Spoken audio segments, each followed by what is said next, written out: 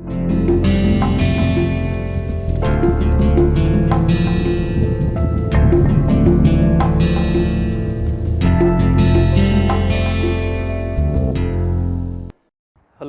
welcome to another module in this massive open online course.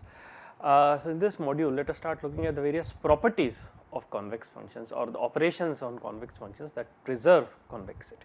Okay, so what we want to look at are properties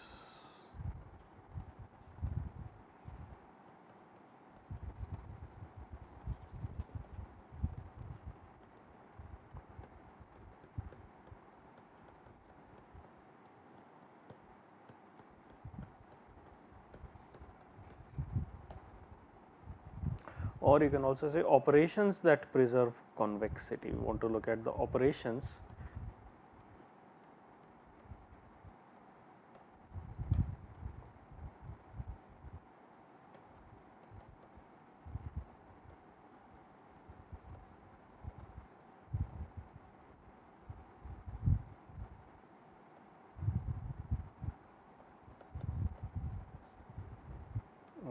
that preserve convexity.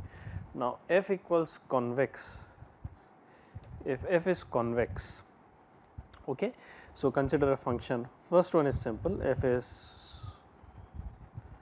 convex, then this implies alpha times f of x bar if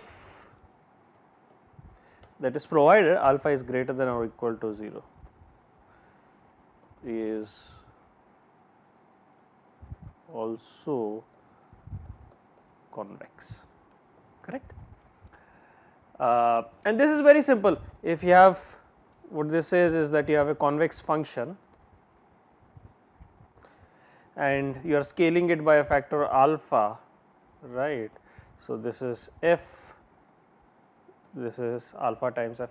So, naturally once you scale a convex function, I mean it is important that you scale it by a non-negative number, alright. So, once you scale it by a non-negative number, a convex function remains a convex function, and same for translation. In fact, alpha f plus any constant is also a convex function, correct. So, if you have alpha times f of x bar plus c, this is also a convex function. So, you can scale and translate a function, it remains a convex function. Also simple to see that if you have several functions fi of x bar, these are all convex.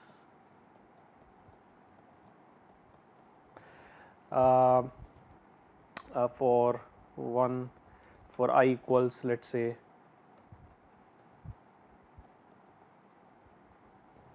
then there is some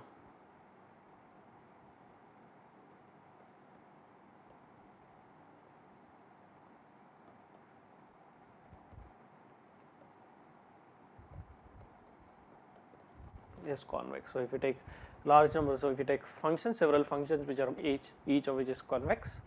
For instance, here we are considering n functions f1, f2, fn, each of which is convex, take their sum, that is also a convex function. In fact, this extends, the interesting thing about this is this extends even to infinite sum and more importantly integrals, alright, and we will see an application of this later, alright. So, this extends to an infinite sum, we will try to see applications of this later. You can say also valid for infinite sums,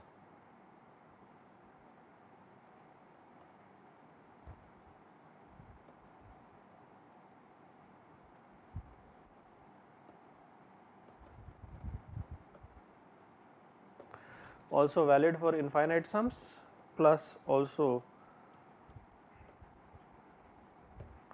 integrals, which is nothing but a continuous sum. With affine function similar to convex sets, correct.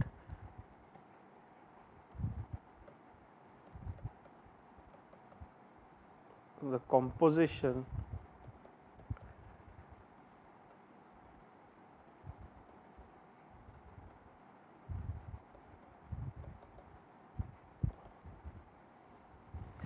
composition with affine functions. F is convex,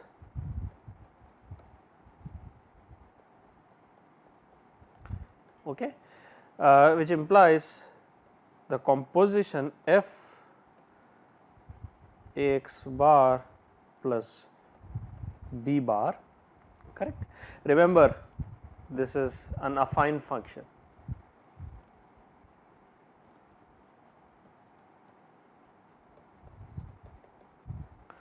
Okay, so f is convex, its composition with an affine, that is f of Ax bar plus b bar is also convex. That is, remember, a composition of a function implies f of g of x bar, that is f composition with g. Here you are taking the composition of f with an affine function Ax bar plus b bar. What this is the composition of a convex function with an affine function is also convex. Okay. For instance, a simple example, you have norm x bar, we have seen that this is convex. For instance, if we consider the 2 norm, this implies norm of Ax bar plus b bar, this is also convex. Okay. All right. Another interesting property, the pointwise maximum.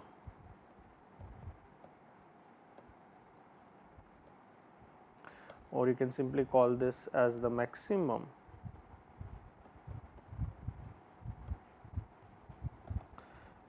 This has a lot of interesting applications. If you take functions f1, f2, f of m, which are all convex, this implies the maximum of these, that is f1, f2, each pointwise. Okay, this is also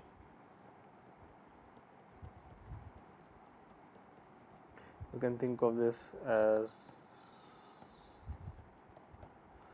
the pointwise maximum. For instance, you have 2 functions convex, so this you can see this is convex, correct.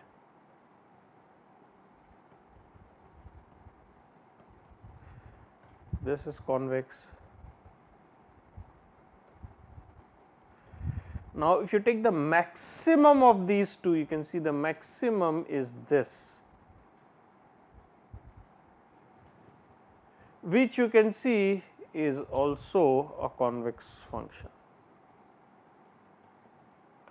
So, the maximum of 2, in fact several convex functions, this is the maximum, which is also, you can see this is also convex. For instance, you can take the maximum of a piecewise, of a set of piecewise, of a set of linear functions, that is maximum of I, or 1 less than equal to I less than equal to m,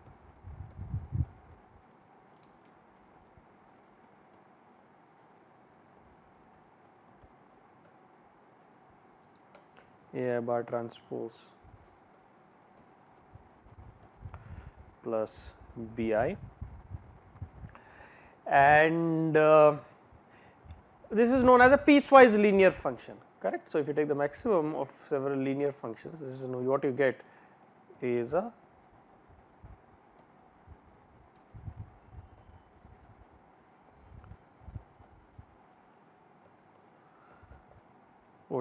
piecewise linear function. For instance, you have here, you take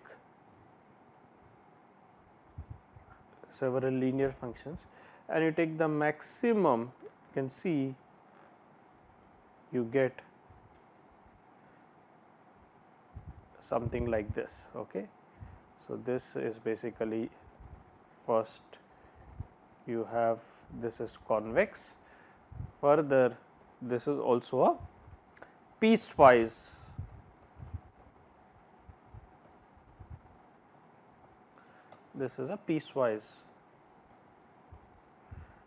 linear function.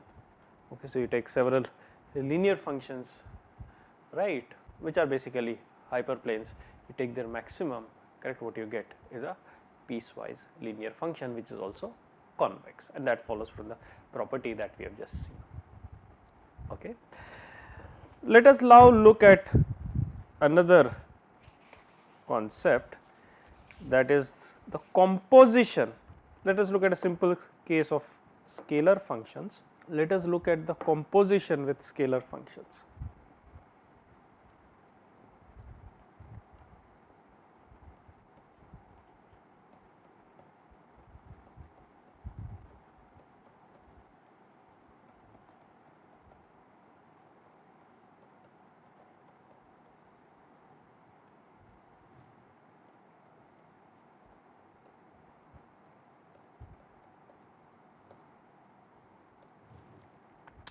That is, let us say we have a function f of x equals h of g of x, that is a composition of h with, that is a composition of h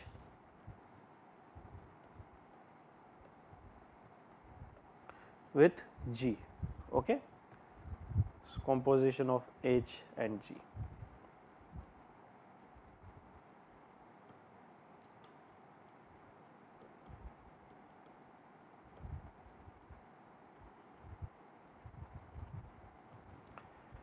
Now, this is convex. So, f of x is convex if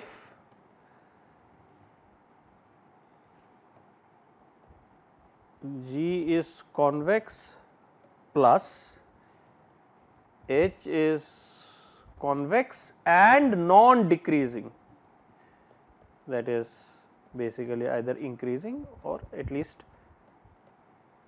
non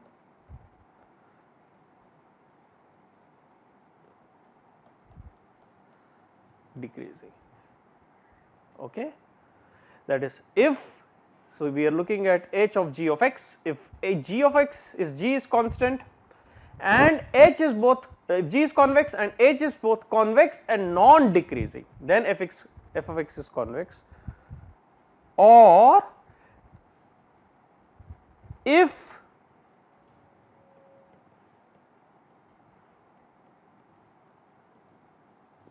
g is concave,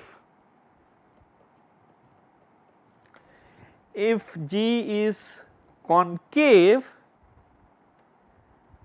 and if g is concave and h is convex and non increasing.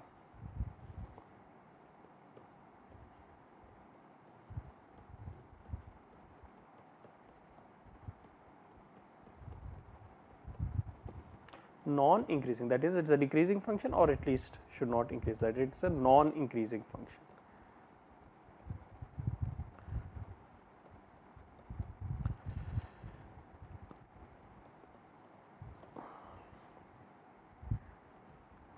Okay, we have this following rule for composition, and that is fairly simple to see. We are going to use the derivative test to demonstrate this, assuming the functions are differentiable.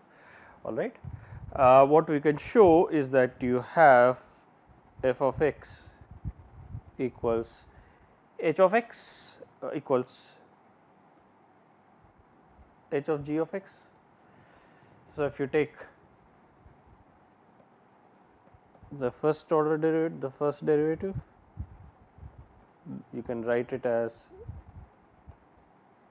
f prime of x represented by f prime of x. This is h prime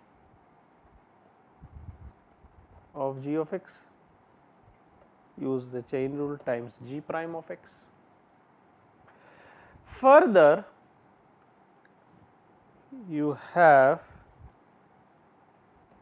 f double prime of x, second derivative of f f of x or the derivative of f prime of x, you use the product rule. So, it is h prime second derivative of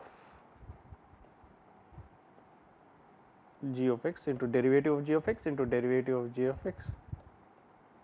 So, this is g prime of x square plus well h prime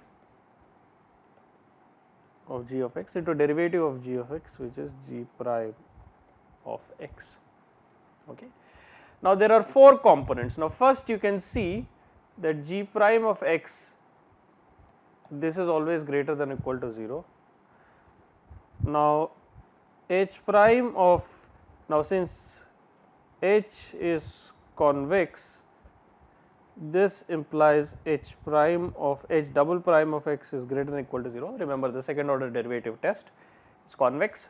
So, the second order derivative is greater than or equal to 0. Now, this is interesting. Now, this is non decreasing, correct, implies the first order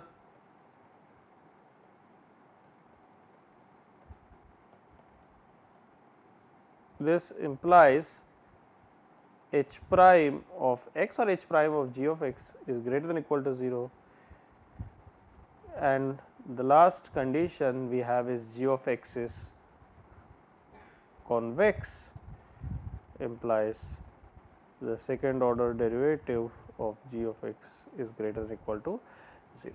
So, this implies also, you can see all quantities are positive.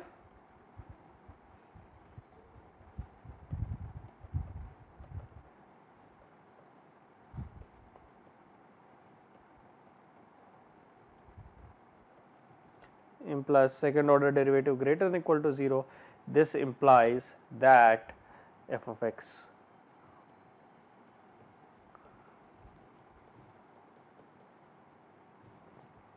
equals convex. So, this implies, you can see, if g of x is convex, h is convex and non decreasing, correct, you can see that the composition h of g of x is convex. Okay. Now, similarly you can show it easily for the other condition, that is, start with again f double prime of, let us write that the second derivative is second derivative of h of x g prime of x square plus h prime of g of x to g prime of x. Now, you can see this quantity g prime x square is always greater than or equal to 0. H of x is convex in the second condition also, if you look at that, h of x is convex. So, this is greater than or equal to 0, convex.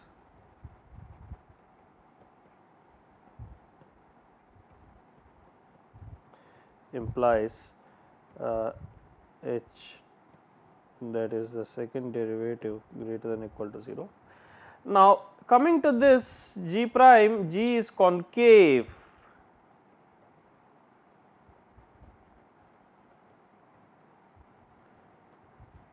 This implies g second order derivative g double prime is less than or equal to 0. H is non increasing.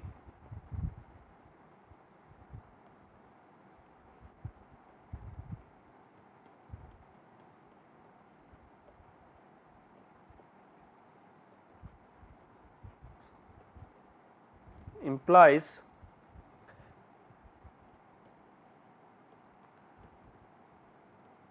h prime g of x is less than or equal to 0. Now, together g prime x less than g double prime x less than or equal to 0, h prime of g of x is less than or equal to 0. So, this implies, since both of these are less than or equal to 0, this implies h prime g of x into g double prime x greater than or equal to 0. So, now both the quantities in the sum are positive. So, h double prime x into g prime x square is non negative and h prime of g of x into g double prime, that is second order derivative of g of x, the product is greater than equal to 0, their sum is greater than equal to 0, implies if the second order derivative of x is greater than equal to 0, which implies f of x is convex.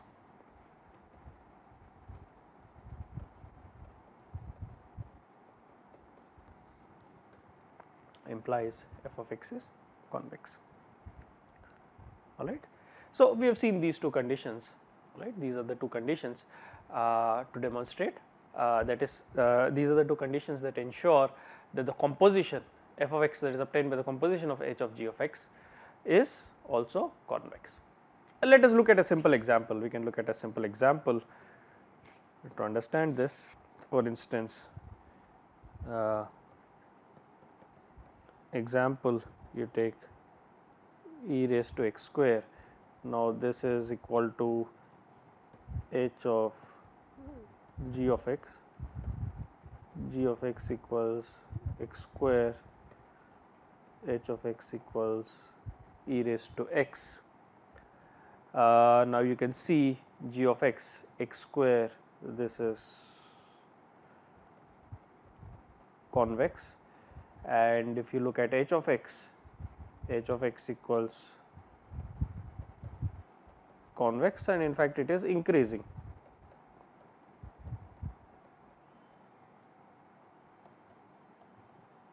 So, g of x is convex, h of x is convex non decreasing, which implies f of x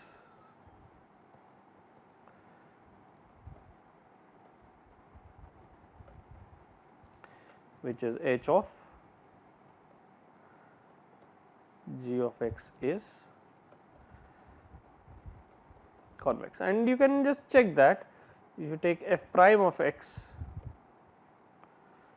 you get 2x e power x square, f double prime of x is 2 e power x square plus 4x square,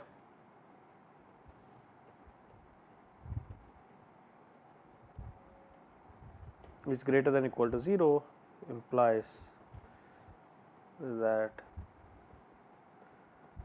f of x equals convex, f of x is a convex.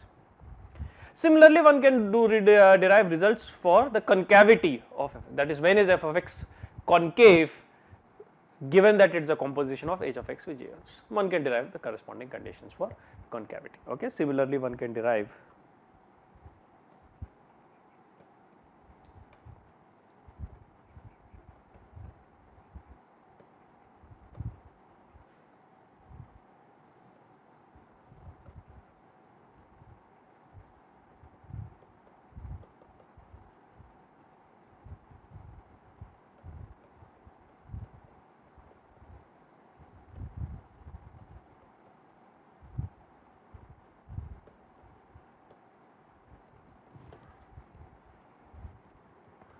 Similarly, one can derive conditions for the concavity of f of x, that is the composition of h of h and g, h of g of x. Right. So, we will stop. So, we looked at several properties of convex functions. We will stop here and continue in the subsequent modules. Thank you very much.